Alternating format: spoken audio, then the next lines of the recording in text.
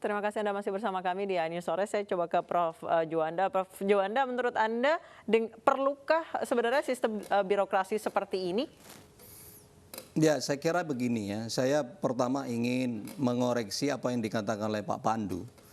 Ya, bahwa tidak benar bahwa kalau undang-undang itu berlaku harus ada PP. Ada memang satu pasal misalnya yang memerintahkan ada PP, itu benar.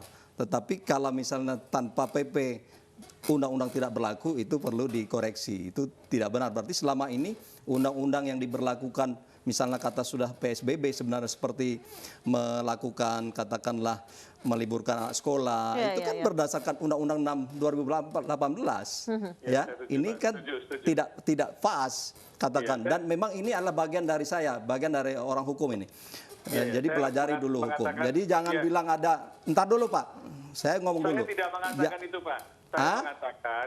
Saya tidak mengatakan itu. Apa tadi? Saya mengatakan bahwa Presiden perlu mendeklarasi terlebih dahulu tentang kedaruratan kesehatan masyarakat, sehingga intervensi-intervensi yang diamanatkan dalam undang-undang itu bisa diterapkan dengan tegas.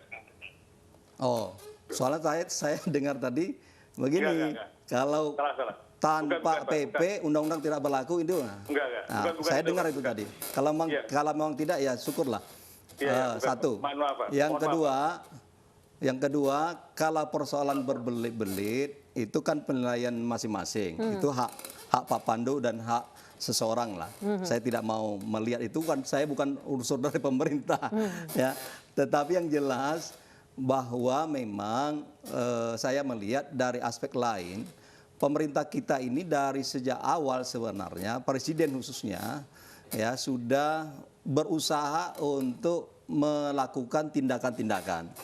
Nah, tadi sudah dikatakan apakah tindakan ini terlambat, apakah birokrasi. Saya tidak mau masuk ke dalam hal itu, tapi birokrasi itu sendiri sebenarnya dibutuhkan dalam mengelola Republik ini. Bukan berarti tidak boleh, tidak ada. Apakah ini supaya tindakan yang dilakukan oleh kepala daerah tidak dianggap adalah tindakan yang politis gitu sebenarnya, Prof? Oh, begini, makanya saya bilang, ini kan negara kesatuan. Negara kesatuan itu ada hierarkis pemerintahan. Ya, pemerintah kabupaten, kota, terus provinsi, terus sampai ke pusat.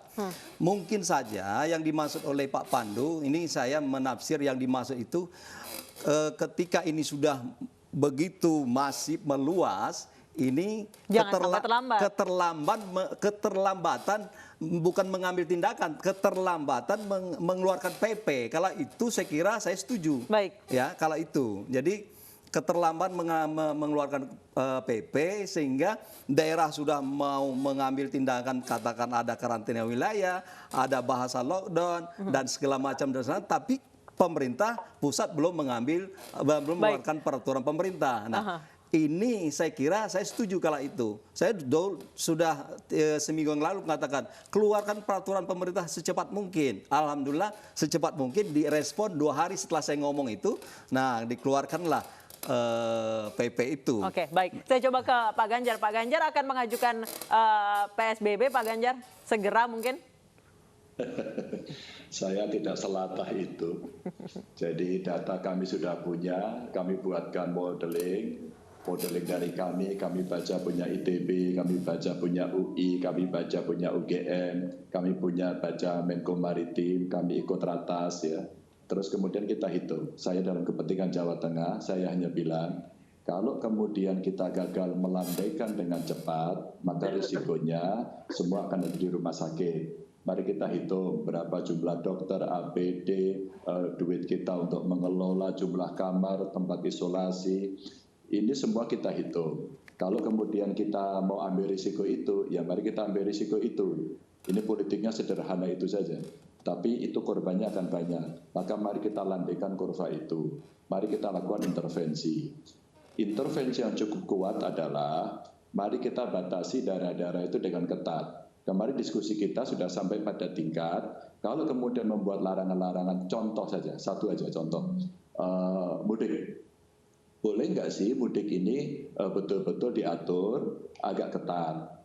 Mungkin kalau Pak Gubernur DKI kemarin menghitung 1,1 juta masyarakat yang berKTP DKI sudah dijamin. Tapi kurang lebih 3,6 juta yang lain itu belum dijamin. Itu KTP-nya bisa Jawa Tengah, Jawa Barat, dan lain sebagainya.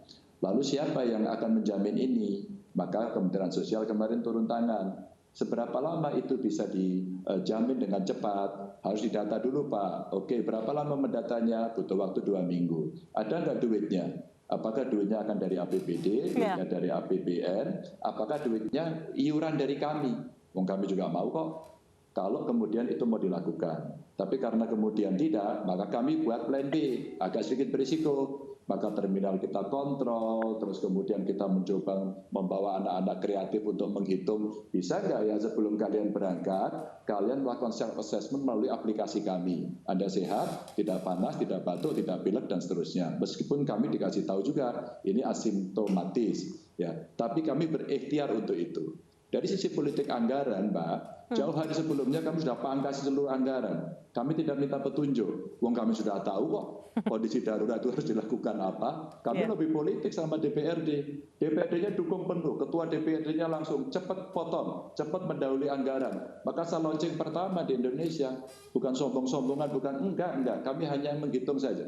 Kondisi pandemic response yang cepat hari ini harus dihitung apa risiko yang ada. Kami menghitung 1,8 juta orang kira-kira sedikitnya segitu, ini harus kita cover. Ya. Jaring pengaman sosial kita siapkan. Bagaimana dengan kesehatan dan bagaimana kemudian kita ada jaring pengaman ekonominya. Nah inilah yang kemudian kita dorong-dorong. Saya dorong dengan APBN atau APBD gotong royong. Bagaimana itu? Ya mari kita sharing bersama. Nah, bagaimana kemudian tindakan-tindakannya? Ya kita dorong, saya sampaikan, sudahlah sekarang kita buat polisi corona saja. Terpaksa kita agak galak-galak, ya, seperti Pak Pandu tadi, ya kita obrak-abrik aja yang berkumpul-kumpul itu, meskipun mereka akan balik. Tapi alhamdulillah, tekanan dukungan dari masyarakat makin muncul dengan segala caranya. Saya iseng aja di Twitter saya. Anda dapat informasi tentang COVID-19 dari mana sih? Media mainstream? Dari pemerintah, dari tokoh agama, tokoh masyarakat, atau yang lain, atau dari medsos. Sebagian besar medsos. Maka mari kita banjiri medsos tentang itu, apa bahayanya dan bagaimana yang harus kita lakukan. Hari ini saya perintahkan seluruh Kades membuat ruang isolasi. Hari ini saya minta bantuan keuangan kami ke Kades boleh digeser ke sana. Hari ini kami mendorong agar dana desa segera diturunkan oleh Pak Menteri Desa. Kalau itu semua tidak bisa dilakukan, maka plan B, plan C-nya kami dorong seluruh pengusaha, kami dorong gerakan kultural kita untuk menyiapkan lumbung-lumbung pangan di daerah. Sebenarnya kami hanya mau call tinggi saja, bahwa kondisi itu seperti yang sudah dirasakan, tapi tidak pernah disuratkan. Baik, saya kembali ke Pak Oscar. Dengan data selengkap yang dimiliki Pak Ganjar, dengan plan A, plan B, plan C yang sudah terencana sejak pandemi ini mulai masuk ke Indonesia, perlukah masih mengajukan PSBB, Pak? Artinya memang di dalam peraturan menteri ini sudah jelas, itu dari sisi ini kan pengajuan bisa dilakukan oleh daerah. Nah, kemudian kita juga bisa melihat sebarannya dari data-data yang kita miliki nanti bersama gugus tugas, melihat apakah di satu daerah itu dibutuhkan untuk PSBB. Tapi kalau melihat apa yang Pak Ganjar, tentunya kami sekali terhadap langkah-langkah. Tentunya bagaimana akan mengusulkan, ya kita tunggu. Ya. Baik, saya ke Dr. Pandu. Ya. Seperti Jawa Tengah tadi saya mendapatkan data dari Pak Ganjar sudah sangat lengkap dengan planning yang begitu tertata. Pak Pandu menilainya seperti apa? Ya, itu bravo sekali Pak Ganjar. Memang harus Pemda atau gubernur itu, leadership harus melindungi rakyatnya. Kita harus melindungi rakyat kita. Kita membuat berapa skenario dan sebagainya. Jadi sebenarnya PMK itu kan hanya persyaratan administratif. Jadi menteri bisa telepon, gimana Pak Ganjar, saya keluarkan ya SK-nya, gimana Gubernur Jakarta, saya keluarkan SK-nya, nanti disusul persyaratannya. Nah, itu memangkas birokrasi. itu kan hanya administratif yang harus melengkapi saja. Karena semua data-data itu sudah ada, di pusat ada, di daerah ada. Baik. Nah, itu bisa disusulkan. Jadi kalau kita punya ide seperti ini, itu kita menunjukkan betapa self-emergency-nya dalam Baik. menghadapi pandemi ini. Baik. Jadi janganlah mengikuti kata per kata itu. Potong semua birokrasi, itu hanya persyaratan administratif. Baik, terima kasih Dr. Pandu, terima kasih Pak Ganjar, terima kasih Profesor Juanda, terima kasih juga Pak Oscar telah bergabung bersama kami. Semoga nanti realisasinya tidak seribet mungkin kalimat yang tertuang di dalamnya.